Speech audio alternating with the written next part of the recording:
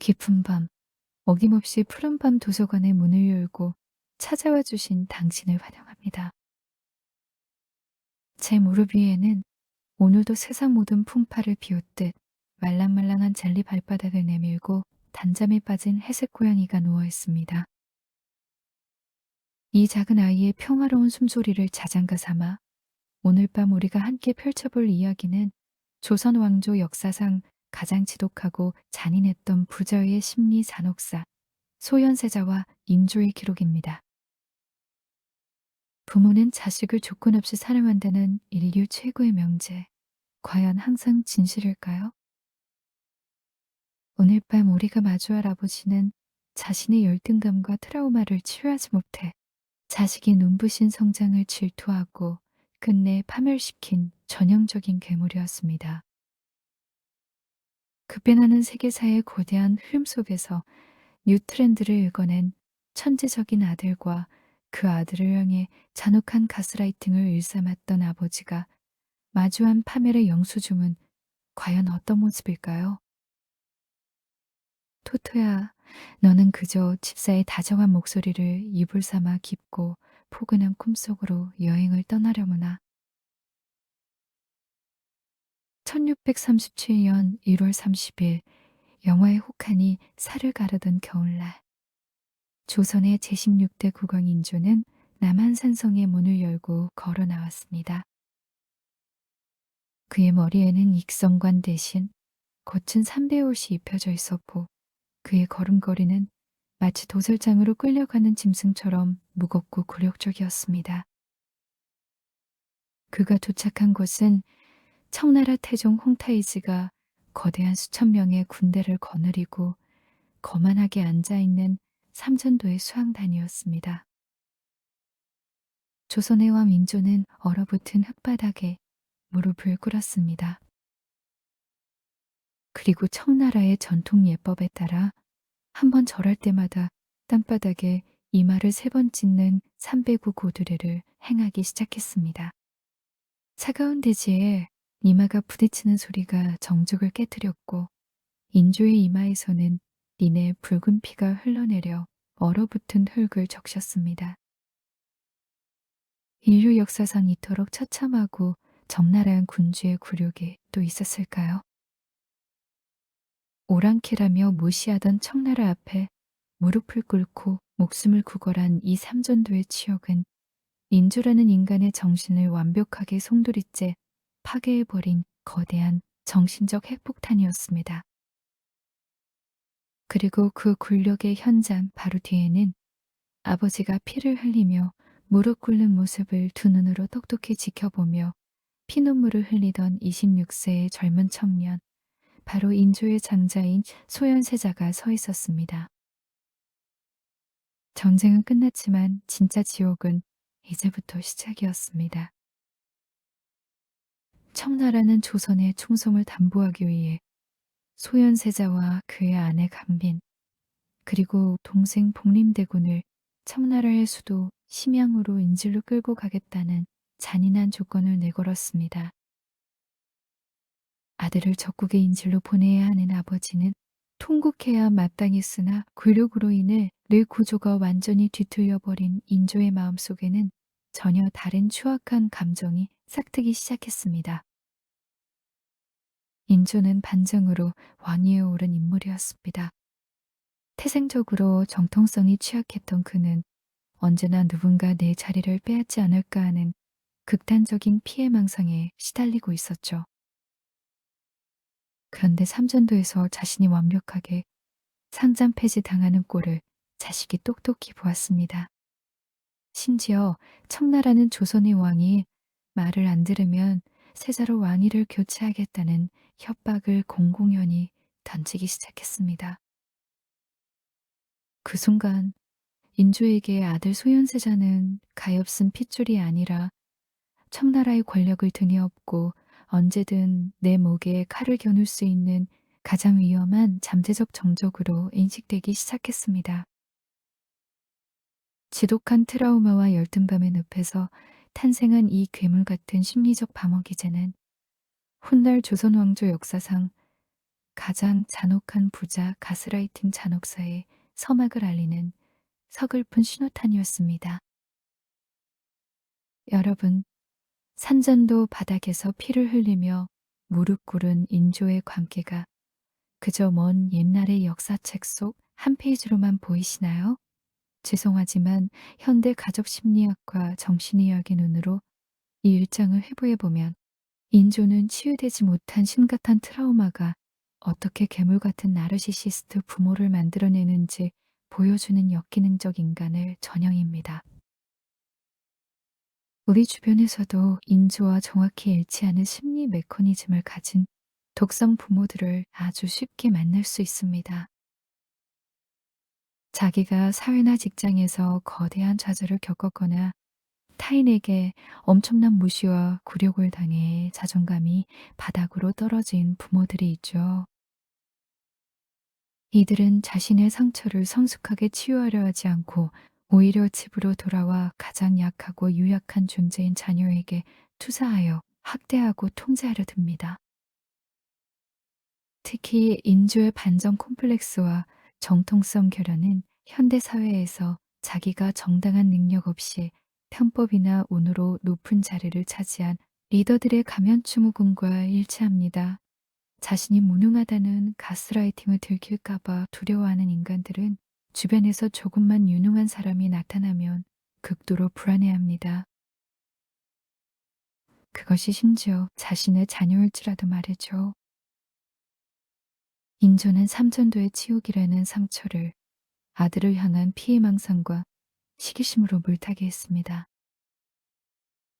아들이 내 상처를 보았다는 수치심, 그리고 아들이 나보다 더 잘나질지 모른다는 공포가 섞인 독약이었죠.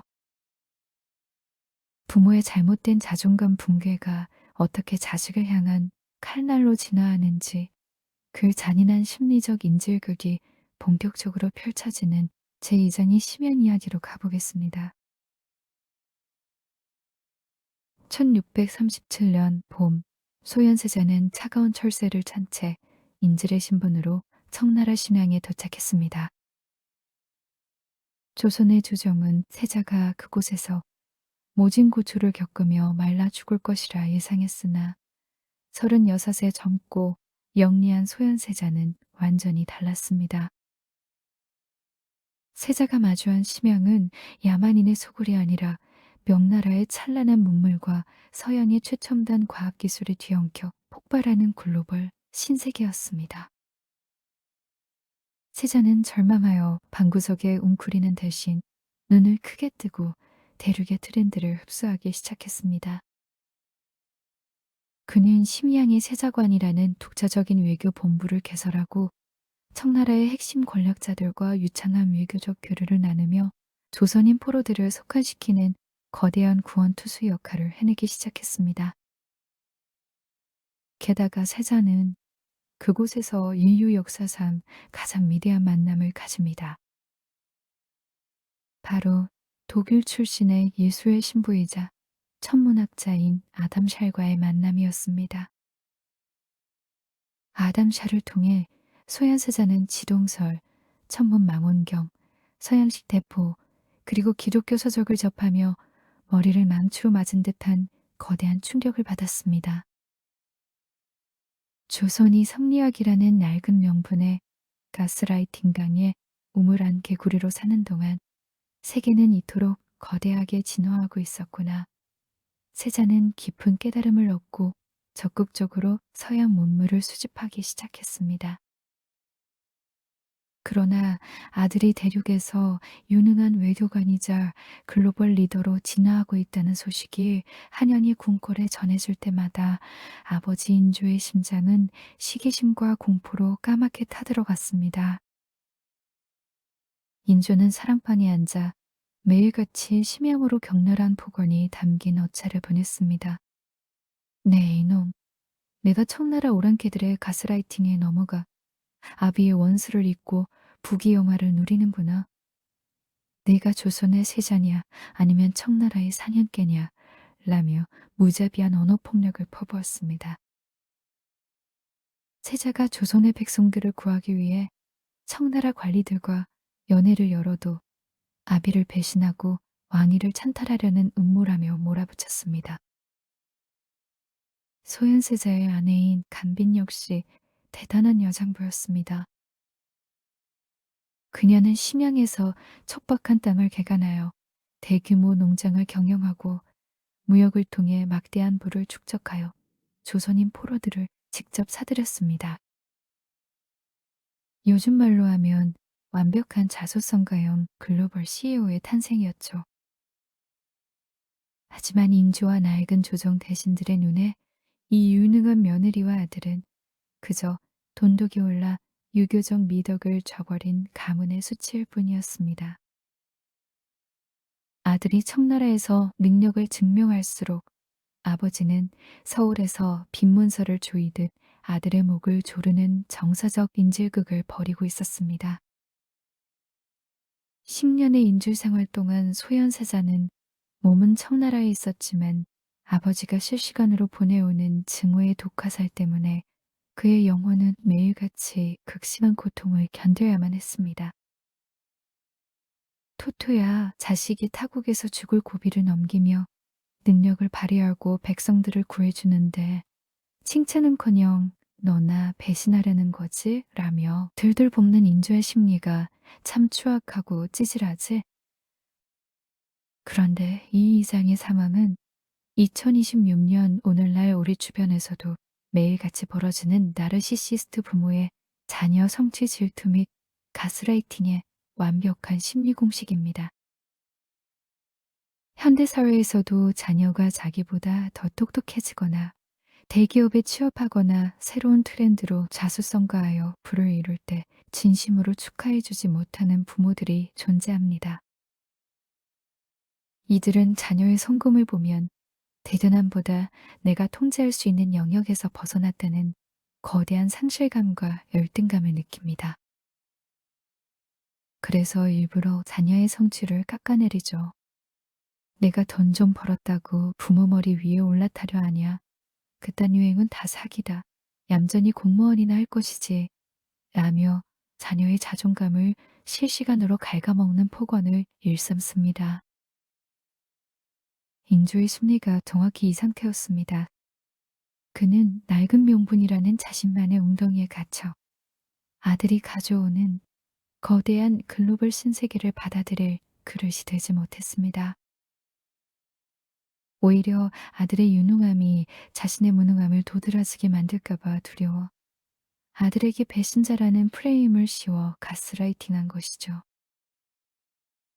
부모의 좁은 시야와 시기심이 유능한 자녀의 날개를 어떻게 꺾어버리는지 마침내 10년 만에 눈물로 귀국한 아들을 기다리는 제3장의 잔혹한 홈커밍 스토리로 가보겠습니다.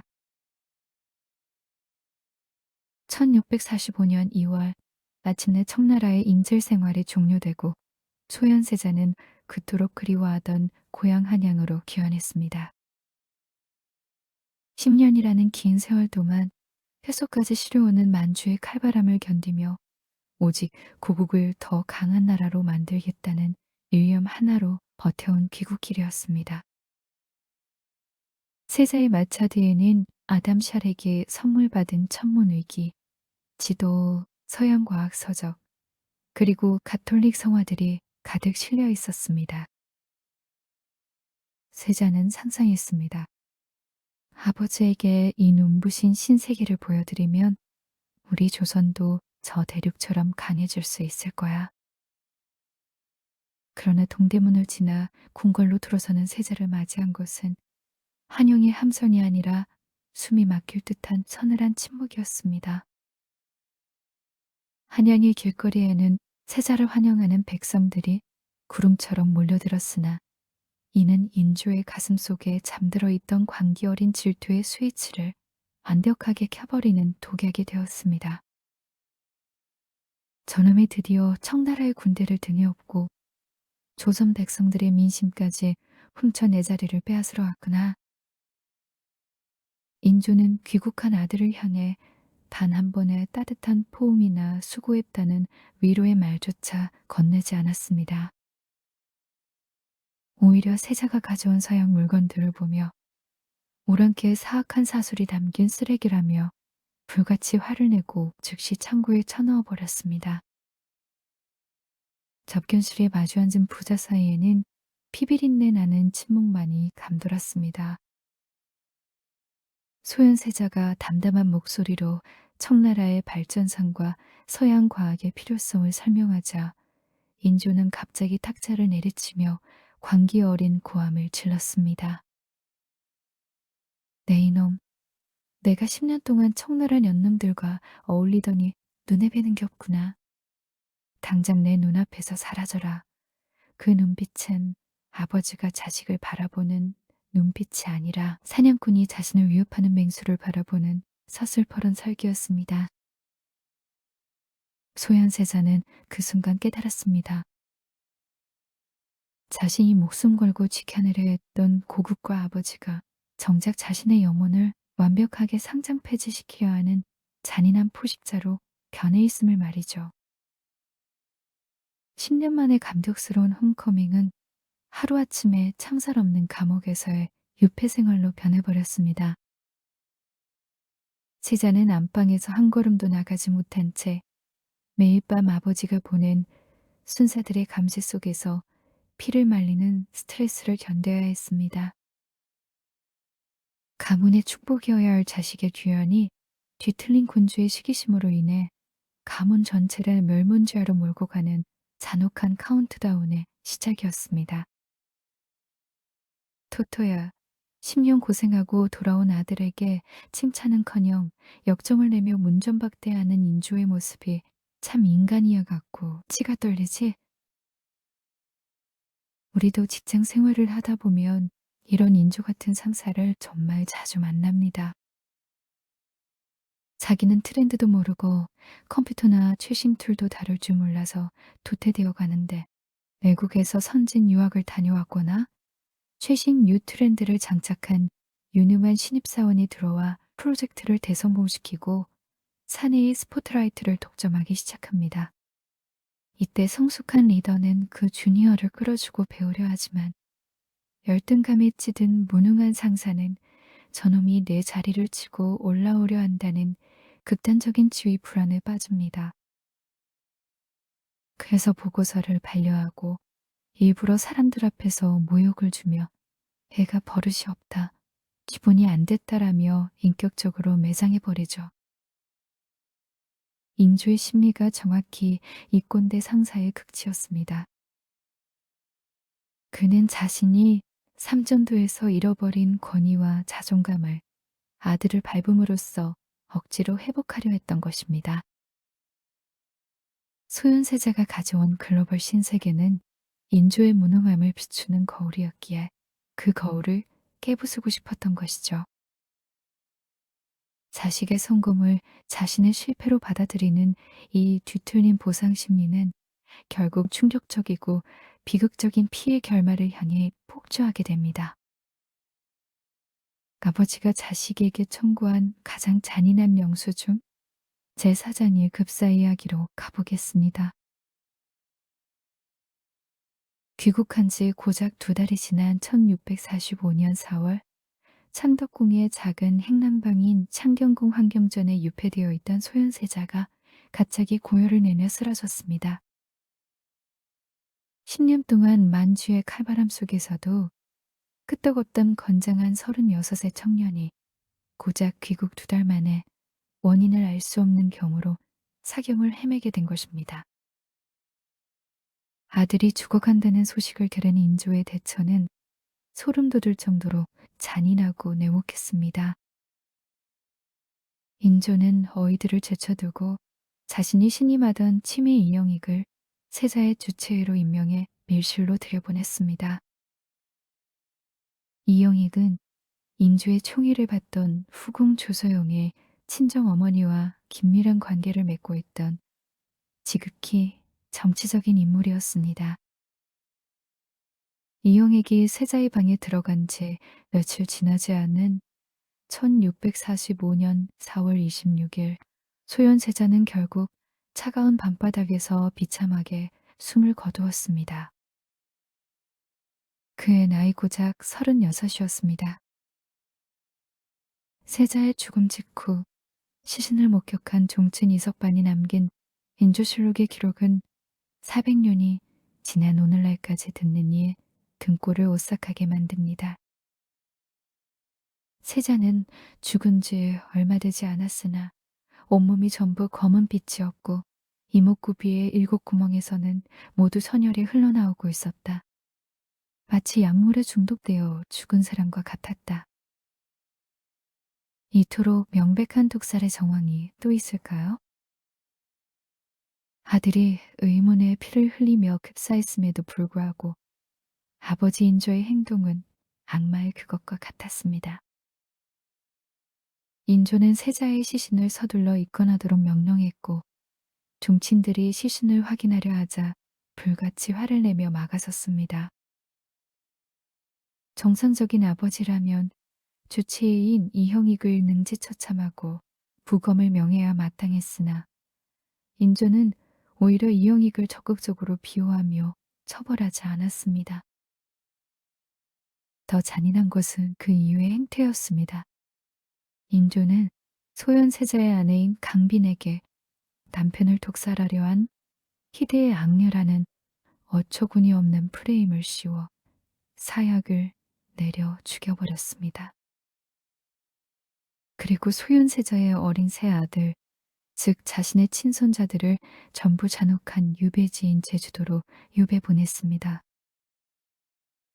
제주도의 거친 풍토병 속에서 첫째 손자와 둘째 손자는 고작 몇 년 만에 말라 죽어갔고 인조는 자식의 가문을 완벽하게 공중분해시키며 승리선언을 했습니다. 자식의 유능함을 견디지 못한 아버지가 아들의 목숨은 물론 그 핏줄까지 전부 영혼의 상장 폐지시켜버린 조선 역사상 가장 추악하고 서글픈 피의 영수준이 발행된 순간이었습니다. 토토야 자식이 피를 흘리며 죽었는데도 장례를 서둘러 치르고 손자들까지 유배 보내 말려 죽이는 인조의 광기가 정말 소름 돋지? 역사학계에서는 소현세자의 죽음을 독살설로 강하게 추정하지만 정신의학적으로 보면 세자는 이미 귀국 직후부터 아버지에게 받은 극단적인 스트레스와 상처로 인해 면역계가 완벽하게 붕괴된 CPTSD 상태였습니다.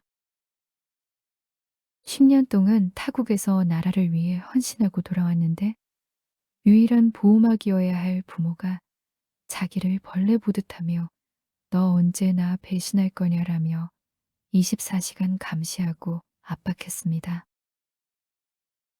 우리 인간의 몸은 물리적인 칼날보다 가장 사랑받고 싶었던 대상에게 거부당하고 가스라이팅 당할 때 뇌세포가 실시간으로 파괴됩니다. 현대인들도 마찬가지입니다. 직장이나 가정에서 악랄한 나르시시스트를 만나 24시간 네가 잘못해서 인생이 이 모양이다라는 언어 폭력에 노출되면 결국 공황장애, 우울증, 더 나아가 원인 불명의 급성 질환으로 몸이 무너져 내립니다. 인조처럼 자신의 잘못과 열등감을 인정하기 싫어하는 인간들은 상대방을 완벽하게 파멸시키고 나서야 비로소 내가 맞았어 라며 안도감을 느낍니다. 소윤세자는 아버지의 가스라이팅 감옥에서 무력하게 영혼을 갈아 넣다가 쓰러져간 비운의 천재였습니다. 자, 이제 이 지독한 역사의 어둠을 걷어내고 2026년 오늘날 상처받은 우리들이 이 비극 속에서 어떤 현명한 손절의 지혜를 배워야 하는지 마지막 제5장 대단원의 서가로 가보겠습니다. 소현세자는 비참하게 쓰러져 갔고 인조는 아들의 가문을 멸문시키며 자신의 왕자를 지켜낸 듯 보였습니다. 그러나 역사의 심판은 맹혹했습니다. 인조는 아들을 죽인 뒤 평생 동안 환각과 불면증 그리고 첨나라가 나를 끌어내릴지 모른다는 극단적인 불안감 속에서 피눈물을 흘리며 비참한 말년을 보냈습니다. 그가 그토록 지키려 했던 낡은 면봉과 왕자는 조선을 점점 더 가난하고 폐쇄적인 우물한 개구리로 만들었을 뿐입니다. 반면 소현세자가 심연이 차가운 흙바닥에서 뿌렸던 글로벌 신세계의 씨앗은 결코 죽지 않았습니다.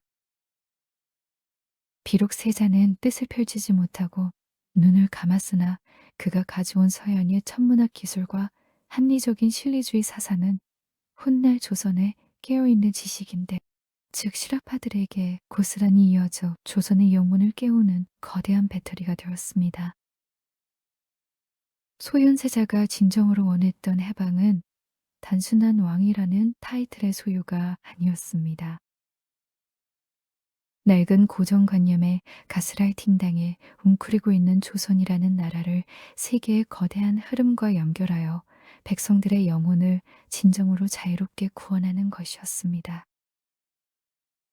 가문의 피비린내 나는 저주는 인조의 죽음과 함께 역사 속으로 사라졌고, 대륙의 트렌드를 읽어냈던 세자의 끈기와 눈부신 통찰은 400년이 지난 오늘날까지 우리 가슴 속에 인간 존엄의 위대한 승리로 살아 숨쉬고 있습니다.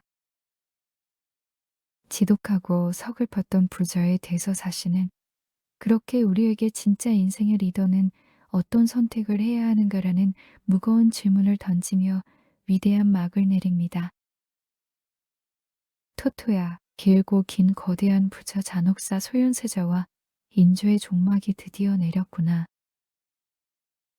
세상 편하게 자는 내 이마를 만지며 이 세자의 비극적인 죽음을 생각하니 가슴속에 얹혀있던 체증이 싹 내려가는 것처럼 깊은 울림이 오는구나. 참 잠엄하고도 서글픈 해방이지? 이 이야기가 2026년 현재 각박한 디지털 사회 속에서 나르시시스트들의 가스라이팅에 상처받고 방황하는 우리 현대인들에게 던지는 마지막 핵심 메시지는 명확합니다. 그것은 바로 나를 파괴하는 독성 관계 앞에서는 증명하려 애쓰지 말고 빛의 속도로 손절하는 것이 진짜 구원이다라는 회복 탄력성의 법칙입니다. 우리도 인생이라는 거친 벌판을 달리다 보면 소현세자처럼 내 아무리 진심을 다하고 능력을 증명해도 나를 시기하고 가스라이팅하는 인조 같은 빌런들을 마주하곤 합니다.